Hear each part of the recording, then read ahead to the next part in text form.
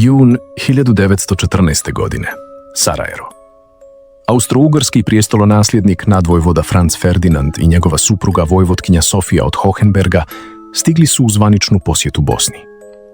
Kortež od 6 automobila krenuo je Apelkejskom obalom prema Vijećnici. Duž trase čekalo je 7 naoružanih atentata iz organizacije Mlada Bosna. Za manje od 2 sata, 2 hica iz revolvera pokrenut će lanac događaja koji će odnijeti između 17 i 20 miliona života. Organizacija Ujedinjenje ili smrt, Crna ruka, srpska tajna vojno-obavještajna organizacija predvođena pukovnikom Dragutinom Dimitrijevićem Apisom, obezbijedila je atentarima 4 revolvera FN model 1910 kalibar 9 mm, 6 ručnih bombi austro-ugarske vojne proizvodnje, kapsule sa cijanidom za samoubistvo nakon atentata. Oružje je prokrijumčareno iz Srbije u Bosnu u maju 1914. Princip, Čabrinović i Grabež prešli su granicu pješice, kroz šumu. U Sarajevu su im se priključila još 4: Muhamed Mehmedbašić, Vaso Čubrilović, Cvjetko Popović i Danilo Ilić. Ukupno 7 atentatara raspoređenih duž trase korteža. Hronologija atentata. 10 sati. Kortež kreće od željezničke stanice prema Vijećnici. 10:10. Čabrinović baca bombu na Francov auto. Vozač Franc Lojka ubrzava u trenutku kada je bomba već u vazduhu. Ona odbija od sklopljenog krova i eksplodira ispod pratećeg 4. vozila. Ranjeno je 10 civila i 2 austrijska oficira. Čabrinović odmah guta cijanid i skače s mosta u rijeku Miljacku, koja je bila plitka svega 13 cm. Nije se utopio, cijanid nije djelovao i odmah je uhapšen. Kortež ubrzava i stiže do Vijećnice. Ostali atentati su se rasuli, plan je, činilo se, propao. 10:45. Nakon kratke ceremonije u Vijećnici, Franz Ferdinand insistira da posjeti ranjene oficire u bolnici. Kortež kreće izmijenjenom rutom, ali vozači nisu obavješteni o promjeni. Vodeće vozilo skreće prema Latinskoj ćupriji po starom planu. General Potjorek iz pratnje vikne da su pogriješili. Vozač staje i počinje da se okreće. Auto se zaustavlja tačno ispred kafane Schiller, na raskrižju Franz Josef Strasse i Apelkejske obale, na svega 1,5 metra od mjesta gdje stoji Princip. Princip ispaljuje 2 hica s udaljenosti od oko 1,5 metar. Prvi hitac pogađa Franca Ferdinanda u desnu jugularnu venu i kičmu, drugi vojvotkinju Sofiju u stomak. Oboje ostaju sjedeći u autu, na izgled bez reakcije. Franz Ferdinand samo šapuće Sofiji. Soferl, Soferl, stirb nicht.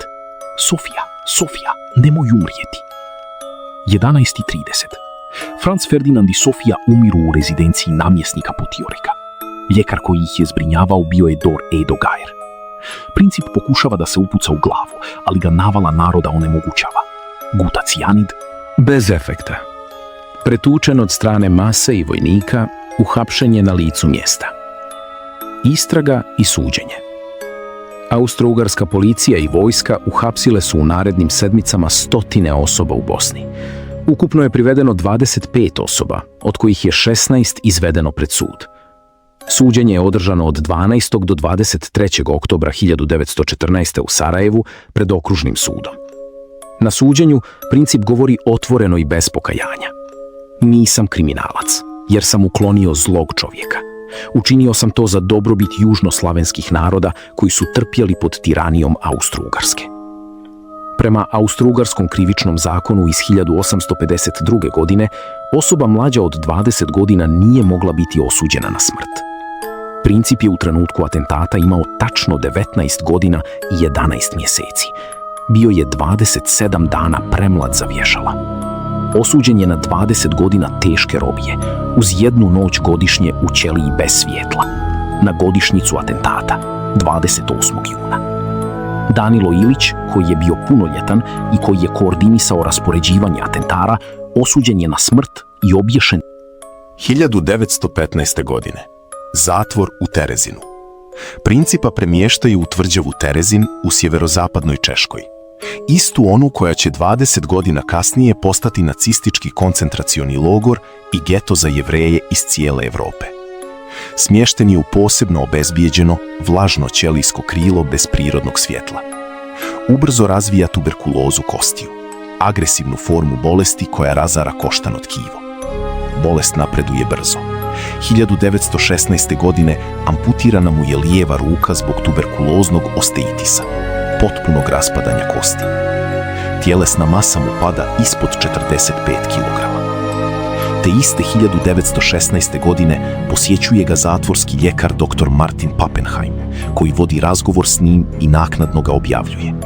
Jedan od rijetkih direktnih svjedočanstava o Principovom stanju u zatvoru. Princip tada izjavljuje: nisam htio rat. Nisam zamišljao da će atentat dovesti do rata. Mislio sam da će Austro-Ugarska napasti Srbiju, ali da Rusija neće reagovati. Pappenheim u izvještaju bilježi da je Princip i dalje bistar, politički zainteresovan i da prati zbivanja na frontovima koliko mu je to moguće. 28. aprila 1918. Gavrilo Princip umire u zatvorskoj bolnici Tvrđave Terezin. Imao je 23 godine i 9 mjeseci. Uzrok smrti: plućna tuberkuloza i kaheksija, krajnje tjelesno iscrpljenje. Vagao je ispod 40 kg. Rat završava samo 6,5 mjeseci kasnije, 11. novembra 1918. Austro-Ugarska se raspada. Bosna ulazi u sastav Kraljevine Srba, Hrvata i Slovenaca. Princip nije doživio ništa od toga. Posmrtni ostaci. Princip je inicijalno sahranjen bez oznake u zajedničkoj grobnici pored Tvrđave Terezin. 1920. godine, nakon raspada Austro-Ugarske i formiranja Čehoslovačke, jugoslovenske vlasti traže i dobijaju ekshumaciju. Posmrtni ostaci Principa i još trojice atentatora prebačeni su u Sarajevo i sahranjeni u kripti kapele Svetog Marka na Koševu. Za vrijeme NDH 1941-1945 ustaške vlasti uklanjaju sve spomen ploče i simbole vezane za Principa. Nakon Drugog svjetskog rata jugoslovenske vlasti obnavljaju spomen. Zaključak. Gavrilo Princip je za manje od 2 sekunde, 2 hica iz revolvera, pokrenuo Prvi svjetski rat. 4 godine sukoba, 17 do 20 milijuna mrtvih, raspad 4 imperije i potpuno preuređenje Evrope. Direktna linija vodi i do Drugog svjetskog rata i još 70 do 85 milijuna žrtava. Sam Princip nije doživio ni kraj rata, ni raspad Austro-Ugarske. Umro je u 24. godini, 40 kilograma, u ćeliji u Češkoj, 3,5 godine nakon atentata. Njegova izjava ljekaru Pappenheimu 1916. godine možda najbolje sumira tragediju čitave priče. Mislio je da puca na jednog čovjeka, kako bi pokrenuo promjenu. Umjesto toga, pokrenuo je rat kakav svijet do tada nije vidio. A on sam nije razumio ni kako, ni zašto se to desilo.